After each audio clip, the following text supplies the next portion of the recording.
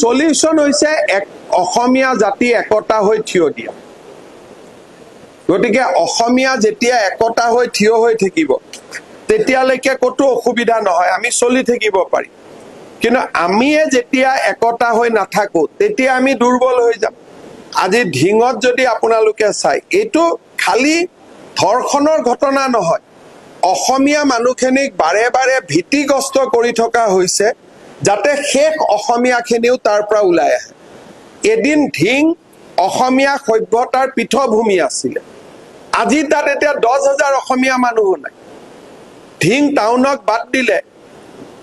তাত আৰু অসমীয়া মানুহ নাই অথচ গোটেই গাঁওবিলাকৰ নাম চাব গোটেই অসমীয়া নাম গতিকে এই ঘটনাটো অকল ধৰ্ষণৰ ঘটনা বুলি ধৰি নলব ইয়াৰ পিছফালে এটা ডাঙৰ ষড়যন্ত্ৰ আছে বৰপেটাত এটা ঘটনা যদি হয় তাত আপোনালোকে দেখা পাব ঘটনাবোৰ মাৰ্জিনত হয় তাৰমানে যি গাঁৱত ডেমোগ্ৰাফি চেঞ্জ আৰম্ভ হৈছে ঘটনাবোৰ তাতে হৈ থাকে যাতে মানুহবিলাক সোনকালে সোনকালে তাৰ পৰা ওলাই আহে কেইদিনমান আগতে বৰপেটাত এটা ঘটনা হ'ল শ্মশান এখনৰ সন্মুখত গৈ পেলাই তালা মাৰা হুলস্থুল লগাই দিলে কিয় তাত অলৰেডি আমাৰ মানুহে মাটি বিক্ৰী কৰা আৰম্ভ কৰিছে হুলস্থুল লগাই দিলে মানুহে ঘৰ এৰি গুচি আহে তো মাটিখিনি সোনকালে বিক্ৰী হৈ যায় সো ইয়াৰ লগত মাটি বিক্ৰী এটা ডাঙৰ ষড়যন্ত্ৰ লুকাই থাকে আজিয়ে মই আপোনাক কওঁ ঢিঙত যিজনী ছোৱালীৰ লগত ঘটনাটো হ'ল পৰিয়ালটোৱে মোক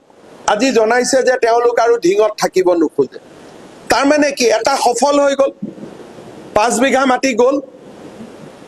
আৰু মাটিটো কোনে কিনিব এনেকুৱা অদ্ভুত দাম তেওঁলোকে আগবঢ়াই দিয়ে